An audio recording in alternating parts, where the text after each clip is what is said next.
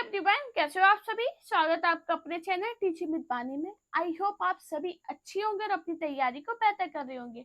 दोस्तों, आज की जो हमारी क्लास है वो भाषा विज्ञान से है।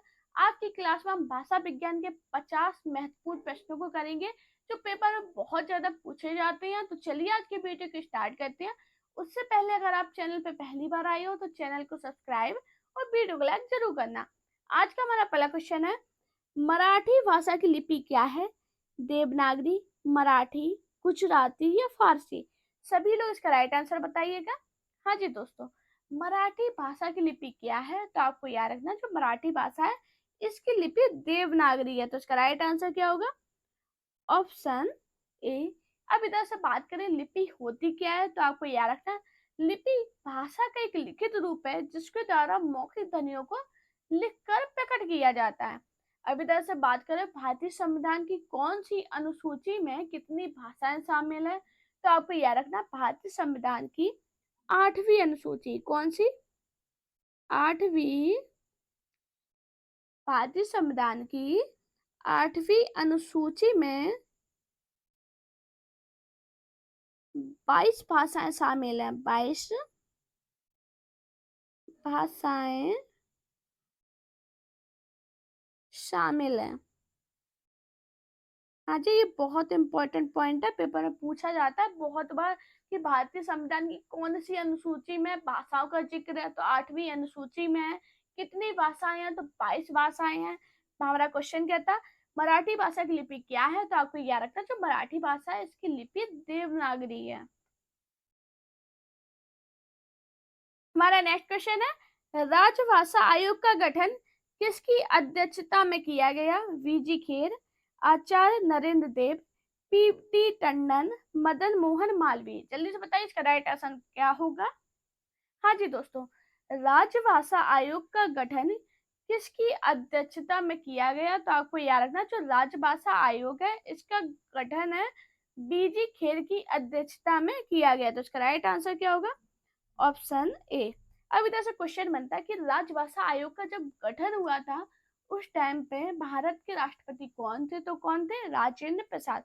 डॉक्टर राजेंद्र प्रसाद ने भारत के संविधान 344 एक की शक्तियों का प्रयोग करके 7 जून 1955 में बीजी खेर की अध्यक्षता में राजभाषा आयोग का गठन किया था। कब हुआ था? 7 जून। 7 जून 1955।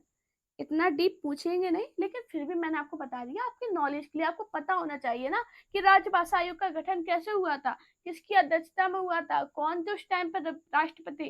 तो आपको ये पॉइंट याद होने चाहिए, क्योंकि आप एक गवर्नमेंट जॉब की तैयारी कर रहे हो तो आपको ये पॉइंट पता होने चाहिए। मैंने आपको क्या बताया? राजभाषा आयोग का गठन किसकी अध्यक्षता में किया गया? तो बीजी खेर की अध्यक्षता में किया गया था। कब किया गया? तो 7 जून 1955 में किया गया था। उस टाइम राष्ट्रपति कौन थे? राष्ट्रपति कौन थे? राजेंद्र प्रसाद। राजेंद्र प्रसाद ने संविधान की 344 एक की शक्तियों का प्रयोग करके राजभाषा आयोग का गठन किया था। हमारा नेक्स्ट क्वेश्चन है, हिंदी की बोलियों में महत्वपूर्ण स्थान रखने वाली कौरवी किस उपभाषा के अंतर्गत आती है? बिहारी हिंदी, पूर्वी हिंदी, राजस्थानी हिंदी, पश्चिमी हिंदी? जल्दी से बताइए सभी लोग, इसका राइट आंसर क्या होगा। तो दोस्तों, आपको याद रखना, हिंदी की बोलियों में महत्वपूर्ण स्थान रखने वाली कौरवी पश्चिमी हिंदी उपभाषा के अंतर्गत आती है। तो इसका राइट आंसर क्या होगा? Option D. मैंने आपको क्या बताया? हिंदी की बोलियों में महत्वपूर्ण स्थान रखने वाली कौरवी पश्चिमी हिंदी उपभाषा के अंतर्गत आती है। हमारा नेक्स्ट क्वेश्चन है, निम्नलिखित में से बिहारी उपभाषा की बोली नहीं है? भोजपुरी, बुंदेली, मगही, मैथिली? जल्दी से बताइए सभी लोग, इसका राइट आंसर क्या होगा। हाँ जी दोस्तों, निम्नलिखित में से बिहारी उपभाषा की बोली कौन सी नहीं है? तो दोस्तों, आपको याद रखना, जो बुंदेली है वो बिहारी उपभाषा की बोली नहीं है। तो इसका राइट आंसर क्या होगा? Option B. अब ये बिहारी उपभाषा की बोली नहीं है तो किसकी है? आपको याद रखना, ये पश्चिमी हिंदी उपभाषा की बोली है। कौन सी है? पश्चिमी पश्चिमी हिंदी उपभाषा की बोली। हिंदी उपभाषा की बोली है? मैंने आपको क्या बताया, निम्नलिखित में से बिहारी उपभाषा की बोली कौन नहीं है? तो वो बुंदेली नहीं है। बुंदेली पश्चिमी हिंदी भाषा की उपबोली है। हमारा नेक्स्ट क्वेश्चन है, पूर्वी हिंदी के अंतर्गत बोली जाने वाली बोलियां हैं अवधी, बघेली, छत्तीसगढ़ी, बघेली, भोजपुरी, मगही, छत्तीसगढ़ी, हड़ौती, मेवाती, ब्रज, अवधी, खड़ी बोली। जल्दी से बताइए सभी लोग, इसका राइट आंसर क्या होगा? आज की क्लास दो आज बहुत ज़्यादा इम्पोर्टेंट है, क्योंकि आज की क्लास में जितने भी मैंने आपको क्वेश्चन करा रही हूँ, ये सभी आपके पेपर में पूछे गए हैं। चाहे आप किसी भी स्टेट से TGT, PGT, KVS, NVS assistant professor की तैयारी कर रहे हो, तो आपके लिए क्लास बहुत इंपॉर्टेंट है। पूरी क्लास जरूर देखना और सभी लोग मुझे अपना स्कोर बताना कि आज की क्लास में 50 में से आपने कितने प्रश्नों को सही किया है। बताइए इसका राइट आंसर क्या है? हाँ जी, पूर्वी हिंदी के अंतर्गत बोली जाने वाली बोलियां कौन सी है? अवधी, बघेली, छत्तीसगढ़ी। तो इसका राइट आंसर क्या होगा? Option A. हमारा नेक्स्ट क्वेश्चन है, विश्व की प्राचीनतम मानी जाने वाली लिपियों में है नागरी लिपि, सादा लिपि, कैथी लिपि, ब्राह्मी लिपि। जल्दी से बताइए सभी लोग, इसका राइट आंसर क्या होगा? हाँ जी, विश्व की प्राचीनतम मानी जाने वाली लिपियों में से है कौन है? ब्राह्मी लिपि। तो इसका राइट आंसर क्या होगा? Option D. मैंने आपको क्या बताया, विश्व की प्राचीनतम माने जाने वाली लिपियों में ब्राह्मी लिपि है। अच्छा, ब्राह्मी लिपि का विकास कहाँ से हुआ था? तो आपको याद रखना, सुनीति कुमार चटर्जी ने ब्राह्मी लिपि का विकास सिंधु घाटी लिपि से माना है। कहाँ से माना है? सिंधु घाटी, सिंधु घाटी, सिंधु घाटी लिपि से माना है। देवनागरी लिपि का विकास भी ब्राह्मी लिपि से हुआ है। तो आपको याद रखना, जो देवनागरी लिपि है इसका भी विकास ब्राह्मी लिपि से हुआ है। मैंने आपको क्या बताया, विश्व की प्राचीनतम माने जाने वाली लिपियों में ब्राह्मी लिपि भी है। सुनीता कुमार चटर्जी ने ब्राह्मी लिपि का विकास सिंधु घाटी लिपि से माना है। देवनागरी लिपि की बात करें तो देवनागरी लिपि का भी विकास ब्राह्मी लिपि से हुआ है। हमारा नेक्स्ट क्वेश्चन है, भारत के संविधान में हिंदी को राजभाषा की मान्यता कब प्रदान की गई? 14 सितंबर 1949, 26 जनवरी 1950, 26 अगस्त 1948, 15 अगस्त 1947। जल्दी से बताइए इसका राइट आंसर क्या है? बहुत इंपॉर्टेंट क्वेश्चन है, बहुत बार पेपर में पूछा गया, तो आपको याद रखना, भारतीय संविधान में हिंदी की राजभाषा की मान्यता कब दी गई से? 14 सितंबर 1949 को। तो इसका राइट आंसर क्या होगा? Option A. आप सभी को पता होगा कि 14 सितंबर को हम हिंदी दिवस मनाते हैं। क्यों मनाते हैं? इसकी जो स्मृति है इसको ताजा रखने के लिए, कि हमें याद रहे कि 14 सितंबर 1949 को हिंदी को राजभाषा की मान्यता प्राप्त हुई थी। इसी वजह से हम 14 सितंबर को हिंदी दिवस मनाते हैं। हमारा नेक्स्ट क्वेश्चन है, निम्नांकित में गढ़वाली की उपबोली है खसपरिया, जोहारी, पघाई, सलानी। जल्दी से बताइए इसका राइट आंसर क्या होगा? हाँ जी, गढ़वाली की उपबोली कौन सी है? तो आपको याद रखना, जो गढ़वाली है इसकी उपबोली सलानी है। इसका राइट आंसर क्या होगा? Option D.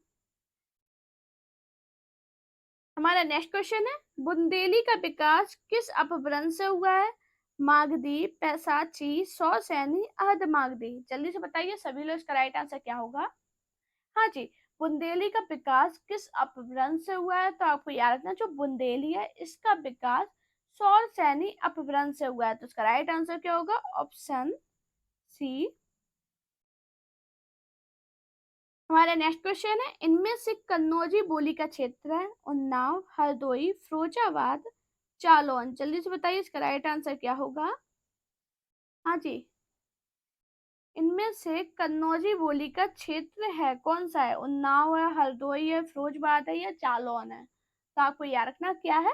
हरदोई। हरदोई ये कन्नौजी बोली का क्षेत्र है। तो इसका राइट आंसर क्या होगा? Option B.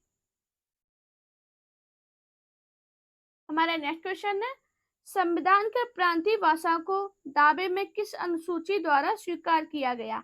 8वीं, 9वीं, 10वीं, 60वीं। जल्दी से बताइए सभी लोग, इसका राइट आंसर क्या होगा? अभी हाल मैंने आपको बताया था कि भारतीय संविधान की 8वीं अनुसूची में भारत की भाषाओं से संबंधित है। ना इसका राइट आंसर क्या होगा? Option A.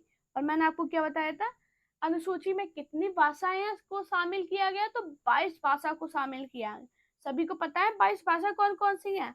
कश्मीरी, हिंदी, उड़िया, कन्नड़, मलयालम, नेपाली, संथाली, मैथिली, सिंधी, बांग्ली, गुजराती, तेलुगु, उर्दू, मणिपुरी, बोडो, पंजाबी, असमिया, मराठी, तमिल, संस्कृत, कोंकणी, डोगरी। ये कितनी है? 22 भाषाएं हो और एक मैथिली। ये आपको भाषाएं याद रखनी है। बाई चांस आपसे पूछ दे कोई क्वेश्चन ऐसा बन जाए भाषाओं से, तो आपको याद रखना है। अभी तो नहीं पूछा गया, लेकिन एग्जामिनर का कोई भी भरोसा नहीं है, वो कैसे भी आपसे क्वेश्चन पूछ सकता है। तो आपको 22 भाषाएं याद रखनी होंगी। कौन कौन सी 22 भाषाएं हैं? हमारा नेक्स्ट क्वेश्चन है, संताली भाषा किस भाषा परिवार से संबंधित है? भारोपीय परिवार, द्रविड़ परिवार, औष्टिक परिवार, चीनी तिब्बती परिवार। जल्दी से बताइए इसका राइट आंसर क्या होगा? हाँ जी, संताली भाषा किस भाषा परिवार से संबंधित है? तो आपको याद रखना, संताली भाषा ही औष्टिक परिवार से संबंधित है। तो उसका राइट आंसर क्या होगा? Option C. आपको याद रखना, संथाली और मुंडारी। संथाली और कौन सी? मुंडारी। मुंडारी भाषाएं ऑस्ट्रो एशियाई भाषा परिवार के में मुंडा शाखा से आती हैं। कौन सी शाखा से आती है? मुंडा शाखा से। मैंने आपको क्या बताया? संथाली और मुंडारी भाषाएं ऑस्ट्रो एशियाई भाषा परिवार में मुंडा शाखा से आती हैं। हमारा क्वेश्चन क्या था? संथाली भाषा किस भाषा परिवार से संबंधित है? ऑस्टिक परिवार से। हमारा नेक्स्ट क्वेश्चन है, इस बोली में उत्तम पुरुष एक वचन किस स्थान पर उत्तम पुरुष बहुवचन का प्रयोग किया जाता है? अवधि, ब्रज, खड़ी बोली, हरियाणवी। चलिए बताइए इसका राइट आंसर क्या है? बहुत इंपॉर्टेंट क्वेश्चन है, काफी बार पेपर में पूछा गया। बताइए क्या होगा इसका राइट आंसर? तो दोस्तों आपको याद रखना, कौन सी बोली है जिसमें उत्तम पुरुष एक वचन के स्थान पर उत्तम पुरुष बहुवचन का प्रयोग किया जाता है? तो वो कौन सी है? अवधि। इसका राइट आंसर क्या होगा? Option A. हमारा नेक्स्ट क्वेश्चन है, इस बोली में कर्ता कारक की विभक्ति का प्रयोग नहीं होता है? कन्नौजी, अवधी, बुंदेली, मेवाती। जल्दी से बताइए इसका राइट आंसर क्या होगा? हाँ जी दोस्तों, बताइए क्या होगा इसका राइट आंसर? ये जितने भी क्वेश्चन है सभी इंपॉर्टेंट है। बताइए कौन सी बोली में कर्ता कारक विभक्ति का प्रयोग नहीं होता है? तो आपको याद रखना, जो अवधि की बोली है इसमें कर्ता कारक विभक्ति का प्रयोग नहीं होता है। तो इसका राइट आंसर क्या होगा? Option B. अब इधर से बात करें, जो अवधि बोली है ये कौन से अपभ्रंश से विकसित हुई है? तो जल्दी से बताइए।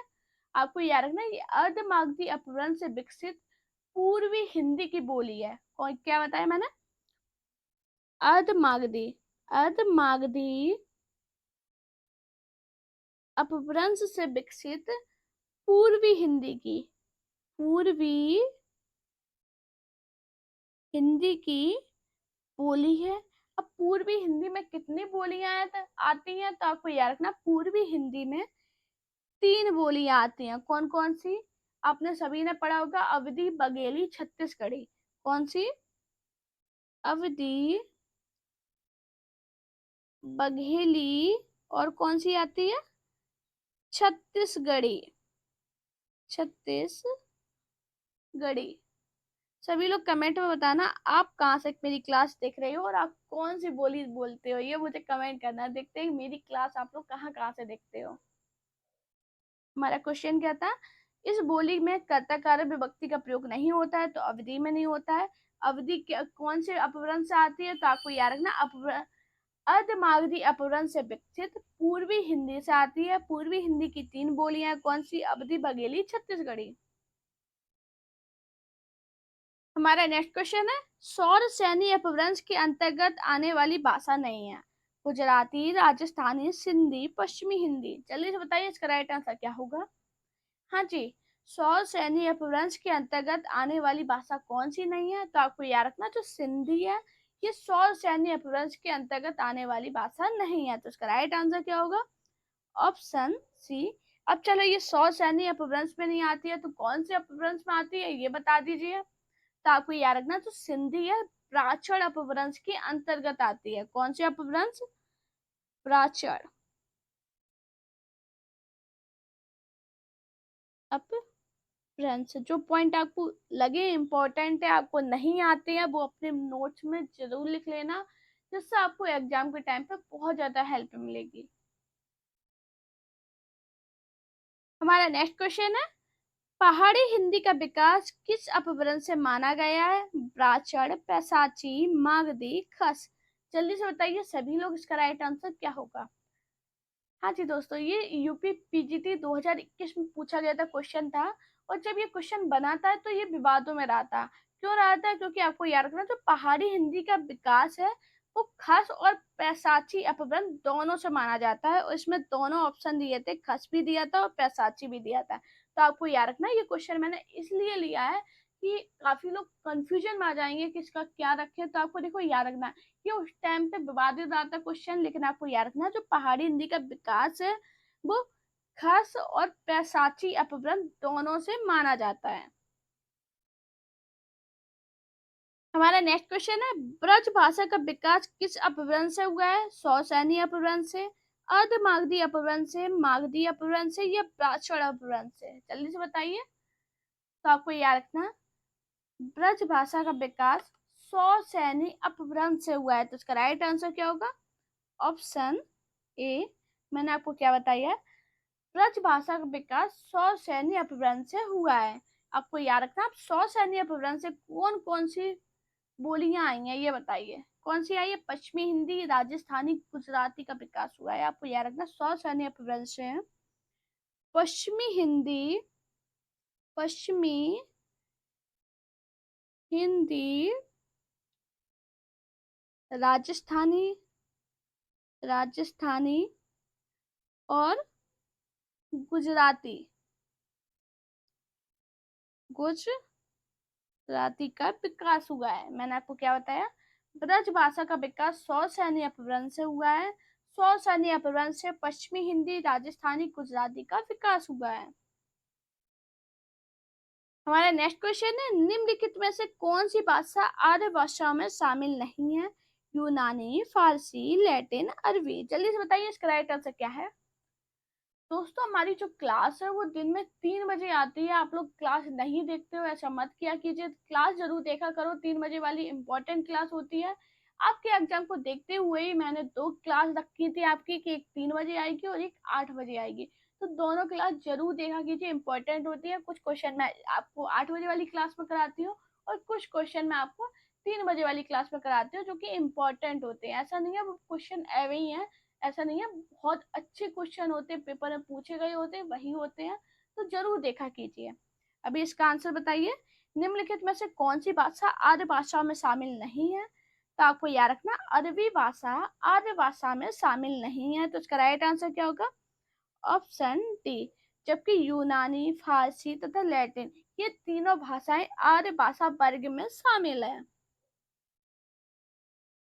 हमारा नेक्स्ट क्वेश्चन है, पंजाबी भाषा की लिपि है गुरुमुखी, अरबी, फारसी, बांग्ला। जल्दी से बताइए इसका राइट आंसर क्या होगा? हाँ जी, सभी को पता होगा पंजाबी भाषा की लिपि क्या है? गुरुमुखी। तो इसका राइट आंसर क्या है? Option A. लेकिन आपको ये पता है गुरुमुखी लिपि की उत्पत्ति कहाँ से हुई है? तो आपको याद रखना, गुरुमुखी, डोंगरी और सिंधी लिपि की उत्पत्ति शारदा लिपि से हुई है। मैंने आपको क्या बताया? गुरुमुखी, डोंगरी, और क्या बताया मैंने? डोंगरी और सिंधी लिपि, सिंधी लिपि, इसकी उत्पत्ति कहाँ से हुई है? तो आपको याद रखना, जो सिंधी लिपि है, गला लिखते हैं, लिपि की उत्पत्ति शारदा लिपि से हुई है। शारदा लिपि से। आपको याद रखना, ये इंपॉर्टेंट पॉइंट है। ऐसे ही पॉइंट पेपर में बनेंगे, देख लेना, आपको क्वेश्चन बनेगा। थोड़ा डीप में जाएगा एग्जामिनर, क्योंकि आपने सभी लोगों ने प्रीवियस पेपर पढ़ रखे हैं, लेकिन आपने अच्छे से पढ़ाई भी की होगी। लेकिन क्या होगा, इस टाइम थोड़े से क्वेश्चन आपको घुमाएगा जरूर एग्जामिनर, एकदम सीधे सीधे क्वेश्चन नहीं पूछेगा। तो मैं इसीलिए आपको ये फैक्ट बता रही हूँ, क्योंकि एग्जाम देने जाओ तब आपको समझ में आएगा। मैंने आपको क्या बताया, पंजाबी भाषा की लिपि कौन सी है, गुरुमुखी है। गुरुमुखी, डोंगरी और सिंधी लिपि की उत्पत्ति शारदा लिपि से हुई है। हमारा नेक्स्ट क्वेश्चन है, डॉट डॉट डॉट शैली में तमिल, तेलुगु, मलयालम, कन्नड़ लिपि का विकास हुआ है। दक्षिणी, पूर्वी, पश्चिमी, उत्तरी। जल्दी से बताइए सभी लोग, इसका राइट आंसर क्या होगा। हाँ जी, बताइए क्या होगा इसका राइट आंसर। तो दोस्तों आपको याद रखना, दक्षिणी शैली में तमिल, तेलुगु, मलयालम और कन्नड़ लिपि का विकास हुआ है। तो इसका राइट आंसर क्या होगा, ऑप्शन ए। हमारा नेक्स्ट क्वेश्चन है, हिंदी हिंदी लोगों के लिए उतनी ही विदेशी है जितनी हिंदी समर्थकों के लिए अंग्रेजी। यह कथन, यह शब्द किसके हैं, रामधारी सिंह दिनकर, श्री राजगोपालाचार्य, सुनीति कुमार, नागार्जुन। जल्दी से बताइए इसका राइट आंसर क्या होगा। हाँ जी, क्या होगा इसका राइट आंसर। तो दोस्तों आपको याद रखना है, ये जो शब्द है किसके हैं, श्री राजगोपालाचार्य के। तो इसका राइट आंसर क्या होगा, ऑप्शन बी। हमारा नेक्स्ट क्वेश्चन है, भारतीय आर्य भाषा को कितने कालों में विभक्त किया गया, 4, 2, 6, 3। जल्दी से बताइए इसका राइट आंसर क्या होगा। हाँ जी, भारतीय आर्य भाषा को कितने कालों में विभक्त किया गया। तो आपको याद रखना, जो भारतीय आर्य भाषा है इसे 3 कालों में विभक्त किया गया। तो इसका राइट आंसर क्या होगा, ऑप्शन डी। अब वो 3 काल कौन कौन से हैं, तो आपको याद रखना, प्राचीन भारतीय आर्य भाषा काल कौन सा है, पहला प्राचीन भारतीय आर्य भाषा काल, आर्य भाषा काल। दूसरा कौन सा है, मध्य भारतीय आर्य भाषा काल। कौन सा है, मध्य भारतीय आर्य भाषा काल, आप लिख लेना। और तीसरा कौन सा है, आधुनिक भारतीय आर्य भाषा काल, आधुनिक भारतीय आर्य भाषा काल। ये इंपॉर्टेंट है, आपको तीनों काल याद रखने हैं। अब इधर से बात करें, प्राचीन भारतीय आर्य भाषा काल है, इसका टाइम पीरियड क्या था। तो आपको याद रखना, इसका टाइम पीरियड क्या था, 2000 ईसा पूर्व से 500 ईसा पूर्व तक। और इस मध्य का क्या था, 500 से 1000 तक। और इसका क्या है, 1000 से वर्तमान काल तक। मैंने आपको क्या बताया, 2000 से, लिख लेना, 2000 से 500। उसके बाद ये 500 से 1000, 500 से 1000। और इसका क्या है, 1000 से आधुनिक का वर्तमान काल तक, वर्तमान काल तक। जितने लोगों ने हिस्ट्री पढ़ी होगी उन्हें पता होगा, मैंने 2000 से 500 बताया, फिर 500 से 1000 बताया। इसका अंतर सभी लोग मुझे कमेंट में बताना मैंने ऐसा क्यों बताया। हमारा नेक्स्ट क्वेश्चन है, वर्तमान में भारतीय संविधान की अष्टम सूची में कितनी भाषाएं सम्मिलित हैं, 10, 50, 8, 22। जल्दी से बताइए सभी लोग क्या होगा इसका राइट आंसर।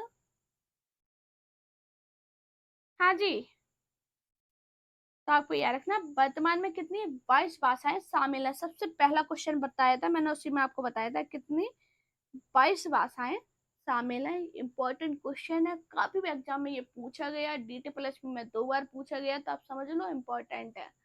और भी एग्जाम जैसे टीजीटी में भी पूछा गया और असिस्टेंट प्रोफेसर में पूछा गया। अब आपको याद रखना, जो भारतीय संविधान के भाग 17 में, आपको याद रखना भारतीय संविधान के कौन से भाग में, तो भाग की बात करें, भाग 17। और अनुच्छेद की बात करें, अनुच्छेद कौन सा है, जल्दी से बताइए सभी लोग, अनुच्छेद कौन सा है, 343 से 351 तक, 343 से 351 तक राजभाषा का प्रावधान किया गया। किसमें किया गया, 343 से 351 तक। और कौन सा आर्टिकल, 343 से 351। बाकी बात करें 17। और कितनी भाषाएं हैं, 22 भाषाएं हैं। कौन सी अनुसूची में, 8वीं अनुसूची में। हमारा नेक्स्ट क्वेश्चन है, यह लिपि अक्षरात्मक लिपि है जबकि रोमन लिपि वर्णात्मक लिपि है। स्पेनिश, फ्रांसीसी, देवनागरी, यूरोपी। जल्दी से बताइए सभी लोग, इसका राइट आंसर क्या होगा। हाँ जी, जल्दी से बताइए। तो दोस्तों आपको याद रखना, देवनागरी लिपि अक्षरात्मक लिपि है जबकि रोमन लिपि वर्णात्मक लिपि है। तो इसका राइट आंसर क्या होगा? Option C. हमारा नेक्स्ट क्वेश्चन है, भाषा पर आधारित है विकास, समाजवाद, वाक्य या सरलता। जल्दी से बताइए सभी लोग, क्या होगा इसका राइट आंसर। हाँ जी, भाषा पर आधारित क्या है? तो आपको याद रखना, भाषा वाक्य पर आधारित है। तो इसका राइट आंसर क्या होगा? ऑप्शन सी।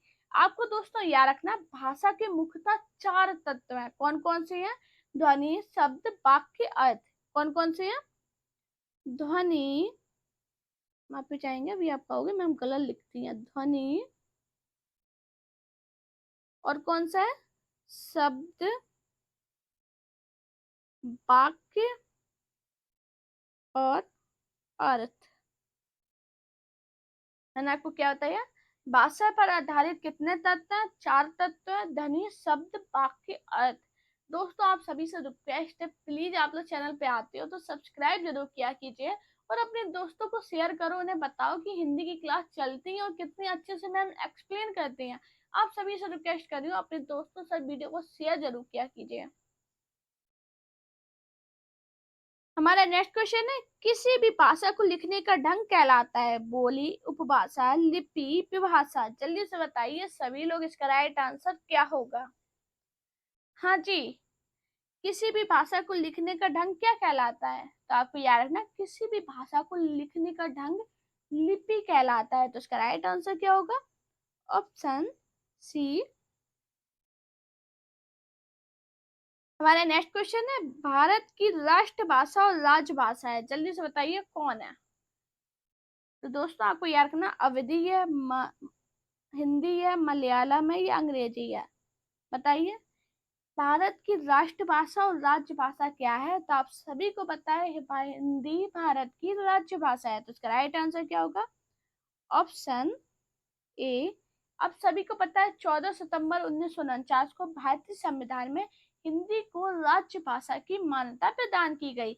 कब की गई? 14 सितंबर 1949 को हिंदी को राजभाषा की मान्यता प्रदान की गई। तो आपको याद रखना, क्वेश्चन क्या था? भारत की राष्ट्रभाषा और राजभाषा क्या है? हिंदी है। ये DT प्लस में पूछा गया इंपॉर्टेंट क्वेश्चन है, 3 बार ये DT प्लस में पूछा गया। हमारा नेक्स्ट क्वेश्चन है, डॉट डॉट डॉट शैली में देवनागरी, बांग्ला, गुरुमुखी आदि लिपियों का विकास हुआ है। पूर्वी, दक्षिणी, पश्चिमी, उत्तरी। बताइए क्या होगा इसका राइट आंसर। सभी का आज स्कोर जानना है, आपका स्कोर क्या रहा है। 50 क्वेश्चन में आप कितने क्वेश्चन सही कर पाते हो, ये मुझे सभी लोग के कमेंट देखने हैं। और जितने लोग डेली क्लास देखते हैं उनके ऊपर तो स्पेशल मेरा ध्यान है। क्या होगा इसका राइट आंसर? तो दोस्तों आपको याद रखना, उत्तरी शैली में देवनागरी, बांग्ला, गुरुमुखी आदि लिपियों का विकास हुआ है। तो इसका राइट आंसर क्या होगा? Option D. हमारा नेक्स्ट क्वेश्चन है, पानी की धारा है जो कठिनाई से नीचे सरलता की ओर जाती है। व्यक्ति, समाज, भाषा, प्रकृति। जल्दी से बताइए इसका राइट आंसर क्या है। हाँ जी दोस्तों, ये भी क्वेश्चन DT प्लस में पूछा गया, यूपी में पूछा गया और KVS में पूछा गया। तो जल्दी से बताओ सभी लोग, इसका राइट आंसर क्या है। वैसे जितने भी क्वेश्चन है, आज के 50 क्वेश्चन पेपर में पूछे गए इंपॉर्टेंट क्वेश्चन है। तो दोस्तों आपको याद रखना, भाषा पानी की धारा है जो कठिनाई से नीचे सरलता की ओर जाती है। तो इसका राइट आंसर क्या होगा? Option C. हमारा next most important question, Bharat में बोलने वालों के आधार पर भारोपीय परिवार का प्रतिशत क्या है? 25%, 1.3%, 73%, 0.70%। जल्दी से बताइए इसका राइट आंसर क्या होगा। हाँ जी, भारत में बोलने वालों के आधार पर बहुरूपी परिवार का प्रतिशत कितना है 73%। इसका राइट आंसर क्या होगा? Option C. अगर यही हम विश्व में बात करें कि विश्व जनसंख्या में कितने हैं बोलते हैं हिंदी, तो कितने बोलते हैं जल्दी से बताइए। विश्व की बात करें तो 45%। 45% विश्व में बोलते हैं भारोपी परिवार का प्रतिशत। और अगर भारत की बात करें तो 73%। आपको याद रखना है, इन दोनों में अंतर याद रखना। अभी तक भारत का पूछा गया, विश्व का मैंने इसलिए बताया बाई चांस पूछ दे, लेकिन अपनी नॉलेज में रखा जरूर कीजिए। भले ही पेपर में पूछा जाए चाहे ना पूछा जाए, आपने हिंदी पढ़ी है तो आपको हर एक पॉइंट पता होना चाहिए। मैंने आपको क्या तब बताया, भारत में बोले जाने वालों के आधार पर बहुरूपी परिवार का प्रतिशत कितना है 73%। और अगर विश्व की बात करें तो 45%। हमारा नेक्स्ट क्वेश्चन है, भाषा का पहला रूप लिखकर, दूसरा बोलकर, तीसरा रूप है सांकेतिक भाषा, जन भाषा, आधुनिक भाषा या प्राचीन भाषा। बताइए सभी लोग, इसका राइट आंसर क्या होगा? हाँ जी, तो दोस्तों आपको याद रखना, भारत का पहला रूप लिखकर, दूसरा बोलकर और तीसरा सांकेतिक भाषा है। तो इसका राइट आंसर क्या होगा? Option A. आप सभी ने पढ़ा होगा भाषा के 3 रूप होते हैं, कौन कौन से? मौखिक, लिखित और सांकेतिक। अब मौखिक रूप क्या होता है, मैं आपसे बोल रही हूँ, ये आपका मौखिक रूप हो गया। लिखित क्या है? जब मैं आपको कुछ समझाती हूँ तो मैं लिखती हूँ, वो हो गया लिखित रूप। जैसे ये लिखा है तो ये लिखित रूप है। अब सांकेतिक रूप क्या होगा? जैसे आप अपने दोस्तों से सारे में बातें करते हो, कोई तीसरा नहीं समझ पाए, वही हो गया सांकेतिक भाषा। हमारा नेक्स्ट क्वेश्चन है, लिपि किसे कहते हैं? अंकित करने को, बोलने के तरीकों को, लिखित ध्वनि संकेतों को या चित्रों को? जल्दी से बताइए इसका राइट आंसर क्या होगा? हाँ जी, लिपि किसे कहते हैं? तो दोस्तों आपको याद रखना, किसी भी भाषा को लिखने के लिए जिन ध्वनि चिन्हों प्रतीकों का प्रयोग किया जाता है उसे लिपि कहते हैं। तो इसका राइट आंसर क्या होगा? Option C. आप सभी को पता है हिंदी भाषा की लिपि क्या है? देवनागरी। आपको याद रखना, वैसे इजी क्वेश्चन है, बहुत ही ज्यादा इजी क्वेश्चन है, बच्चे भी बता देंगे, लेकिन फिर भी हमें रखना अपनी नॉलेज में, क्योंकि जब क्या होता है एग्जाम का प्रेशर होता है ना, उस टाइम पे सरल ही क्वेश्चन ज्यादा गलत होते हैं। क्योंकि हमने देख लिया 4 क्वेश्चन कठिन है, बाकी के हमने क्वेश्चन गलत कर दिया, उसके चक्कर में ऐसा नहीं करना। आपको पेपर जब सॉल्व करना है, बहुत अच्छे से सॉल्व करना। मैं आपसे यही कहूंगी, बहुत रिलैक्स हो जाना। तैयारी बेस्ट चल रही है, हमारा पेपर अच्छा जाएगा। हमारा नेक्स्ट क्वेश्चन है, राजभाषा आयोग की सिफारिशों पर विचार करने के लिए संसदीय समिति का गठन किस अनुच्छेद के अंतर्गत किया गया? 343, 351, 344, 345। जल्दी से बताइए इसका राइट आंसर क्या होगा? हाँ जी, दोस्तों मैंने भाषा विज्ञान से आपको बहुत सारे क्वेश्चन करा दिए। 3-4 क्लास मैंने पहले लाई थी भाषा विज्ञान के, जिसमें आपको क्वेश्चन कराए थे, और आज ये 50 के 50 क्वेश्चन है। आप समझ लो मैंने आपको बहुत अच्छे से तैयारी करा रही हूँ। मैं हर एक क्वेश्चन, हर एक टॉपिक में ढूंढ ढूंढ के ला रही हूँ क्वेश्चन के, ये पेपर में बनाए इंपॉर्टेंट है। चलो आपको पढ़ा देते हैं। अब जरूर क्लास देखा करो, आप लोग क्लास को पूरा जरूर देखा करो, और मुझे स्कोर भी बताया करो। मैं आप लोगों से बोलती हूँ, आप लोग स्कोर नहीं बताते हो, तो आप सभी से रिक्वेस्ट है इसको जरूर बताओ, जिससे मुझे भी पता चले कि आप कितना पढ़ पाते हो, कितने क्वेश्चन सही कर पाते हो। बताइए। अभी देखो इसका आंसर मैंने आप सभी को बताया था कि राजभाषा आयोग का गठन किसकी सिफारिश पे हुआ था और किस आर्टिकल के अंतर्गत आता है। तो किसके आता है? 344 का राइट आंसर क्या होगा? Option C. हमारा नेक्स्ट क्वेश्चन है, नागरी लिपि का विकास किस लिपि से हुआ है? सैंदव लिपि से, यूनानी लिपि से, खरोष्टी लिपि से या ब्राह्मी लिपि से? बताइए क्या होगा इसका राइट आंसर? हाँ जी, बोल तो नहीं हो गए ना, तो आप बोल बता देना, अगर बोर हो गई हो तो इतनी लंबी क्लास नहीं लाएंगे। हाँ जी, नागरी लिपि का विकास किस लिपि से हुआ है? तो दोस्तों आपको याद रखना, नागरी लिपि का विकास ब्राह्मी लिपि से हुआ है। तो इसका राइट आंसर क्या होगा? Option D. आप सभी को पता है, आप सभी ने पढ़ा भी होगा, अगर हिस्ट्री पढ़ी है तो आप सभी ने पता होगा कि ब्राह्मी लिपि का सबसे पहला उदाहरण आपको कहाँ पे मिला था? तो अशोक के शिलालेखों में लिखा गया था, शिलालेखों के रूप में उपलब्ध है। अब इधर से बात बनता है, क्वेश्चन बनना है कि ब्राह्मी लिपि कैसे लिखी जाती है। तो आपको याद रखना बाएं से दाएं लिखी जाती है, बाएं से दाएं। आपको याद रखना ये क्वेश्चन बना है पेपर में, बाएं से दाएं लिखी जाती है ब्राह्मी लिपि। और इसका उदाहरण कहाँ से मिलता है, तो आप सभी को पता है इसका प्रयोग कहाँ मिला है, अशोक के शिलालेख अभिलेखों से। अशोक के, मैं लिख दे रही हूँ, अशोक के अभिलेखों से, अभिलेखों से मिला है। हमारा नेक्स्ट क्वेश्चन है, प्राचीन नागरी एवं दक्षिणी भारत में क्या नाम है। देवनागरी, नंदा नागरी, आनंद नागरी, ब्रह्म नागरी। जल्दी से बताइए इसका राइट आंसर क्या होगा। हाँ जी, क्या नाम है। तो आपको याद रखना प्राचीन नागरी का दक्षिणी भारत में नांदे नागरी नाम है। तो इसका राइट आंसर क्या होगा, ऑप्शन बी। हमारा नेक्स्ट क्वेश्चन है, किस विद्वान ने सर्वप्रथम आर्य भाषा का अध्ययन की ओर भाषा वैज्ञानिक का ध्यान आकृष्ट किया है। William Jones, Beames, Grierson, Hoernle. जल्दी से बताइए इसका राइट आंसर क्या होगा।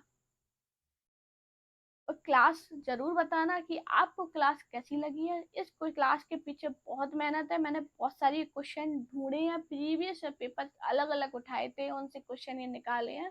तो प्लीज आप सभी से रिक्वेस्ट है, जरूर बताना क्लास कैसी लगी है। आपको मेरी क्लास कैसी लगती है, आपको मेरी क्लास में क्या कमी लगती है ये भी बताओ। आपको मेरी क्लास में ऐसी कौन सी कमी है जो लगती है वो भी बता दो आप कमेंट में, मैं अपनी वो कमी सुधार लूंगी। और ये जरूर बताओ क्लास कैसी लगती है, आपका स्कोर क्या रहता है। बताइए इसका राइट आंसर क्या होगा। किस विद्वान ने सर्वप्रथम आर्य भाषाओं के अध्ययन की ओर भाषा वैज्ञानिक का ध्यान आकृष्ट किया है। तो वो कौन है, हार्नले। इसका राइट आंसर क्या होगा, ऑप्शन डी। हमारा नेक्स्ट क्वेश्चन है, किस भाषा को प्राकृत और आधुनिक भारतीय आर्य भाषाओं के बीच की कड़ी कहा जाता है। मैथिली, तमिल, अपभ्रंश, तेलुगु। बताइए क्या होगा इसका राइट आंसर। हाँ जी, किस भाषा को प्राकृत और आधुनिक भारतीय आर्य भाषाओं के बीच की कड़ी कहा जाता है। तो किसे कहा जाता है, अपभ्रंश भाषा को प्राकृत और आधुनिक भारतीय आर्य भाषाओं के बीच की कड़ी कहा जाता है। तो इसका राइट आंसर क्या होगा, ऑप्शन सी। हमारा नेक्स्ट क्वेश्चन है, बघेली बोली को अवधि की दक्षिणी शाखा किसने कहा। हरिदेव बिहारी, भोलानाथ तिवारी, कामता प्रसाद गुरु, जॉर्ज ग्रिशन। जल्दी से बताइए इसका राइट आंसर क्या होगा। हाँ जी, तो दोस्तों आपको याद रखना हरिदेव बिहारी ने बघेली बोली को अवधि की दक्षिणी शाखा कहा है। तो इसका राइट आंसर क्या होगा, ऑप्शन ए। हमारा नेक्स्ट क्वेश्चन है, ब्रजबुली किस भाषा का एक कृत्रिम रूप है। असमी, भोजपुरी, ब्रजभाषा, बांग्ला। बताइए इसका राइट आंसर क्या है। आप सभी को पता है हमारी संडे को स्पेशल मैराथन क्लास होती है, तो जरूर देखा कीजिए, क्लास इंपॉर्टेंट होते हैं क्वेश्चन। ब्रजबुली किस भाषा का एक कृत्रिम रूप है। तो आपको याद रखना ब्रजबुली बांग्ला भाषा का एक कृत्रिम रूप है। तो इसका राइट आंसर क्या होगा, ऑप्शन डी। बांग्ली कवि ईश्वर चंद्र गुप्त ने ब्रजबुली शब्द का सर्वप्रथम प्रयोग किया था। किसने किया था, बांग्ली कवि कौन थे, बंगाली, माफी चाहेंगे, बंगाली कवि कौन थे, ईश्वर चंद्र गुप्त, ईश्वर चंद्र गुप्त।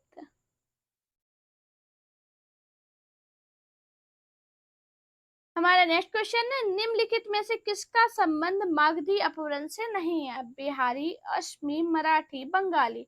बताइए क्या होगा इसका राइट आंसर। हाँ जी, तो दोस्तों आपको याद रखना मराठी का संबंध मागधी अपभ्रंश से नहीं है। तो इसका राइट आंसर क्या होगा, ऑप्शन सी, मराठी। मराठी का संबंध किससे है, तो आपको याद रखना महाराष्ट्री अपभ्रंश से। किससे है? महाराष्ट्रीय अपभ्रंश से।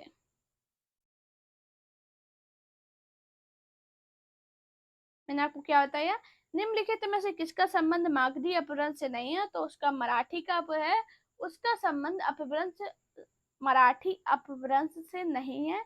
इसका संबंध किससे है? महाराष्ट्रीय अपभ्रंश से। हमारा नेक्स्ट क्वेश्चन है, निम्नलिखित में से पश्चिमी हिंदी की बोली नहीं है? ब्रजभाषा, मगही, खड़ी बोली, बुंदेली। बताइए इसका राइट आंसर क्या होगा? हाँ जी, तो दोस्तों आपको याद रखना, मगही का संबंध पश्चिमी हिंदी की बोली से नहीं है। तो इसका राइट आंसर क्या होगा? Option B. अब मगही का संबंध पश्चिमी हिंदी की बोली से नहीं है तो किससे है? बिहारी हिंदी की। बिहारी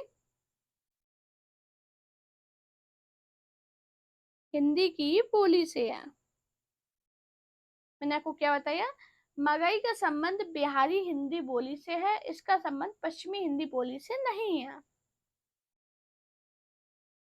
हमारा नेक्स्ट क्वेश्चन है, कौन सी लिपि दाईं ओर से बाईं ओर लिखी जाती है? रोमन, फारसी, देवनागरी, रूसी। बताइए इसका राइट आंसर क्या है?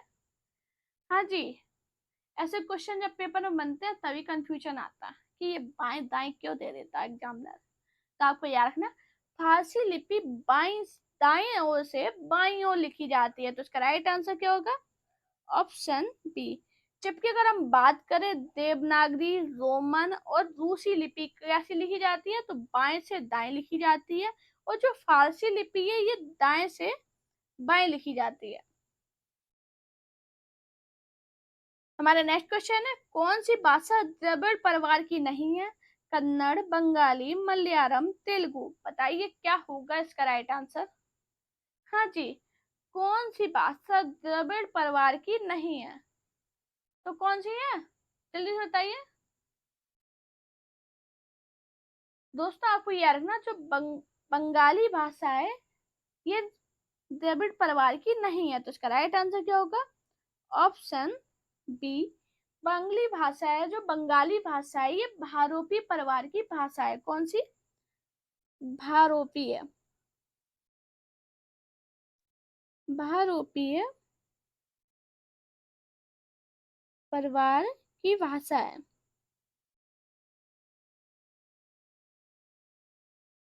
जबकि कन्नड़, मलयालम और तेलुगु तीनों द्रविड़ परिवार की भाषाएं हैं। हमारा नेक्स्ट और मोस्ट इंपॉर्टेंट क्वेश्चन, भारत की संपर्क भाषा है? अंग्रेजी, उर्दू, हिंदी, मराठी। बताइए क्या होगा इसका राइट आंसर? तो दोस्तों आपको याद रखना, भारत के संपर्क भाषा क्या है? हिंदी। इसका राइट आंसर क्या है? Option C. जबकि बात करें विश्व की संपर्क भाषा क्या है, तो आपको याद रखना, विश्व की संपर्क भाषा, विश्व की संपर्क भाषा क्या है? अंग्रेजी।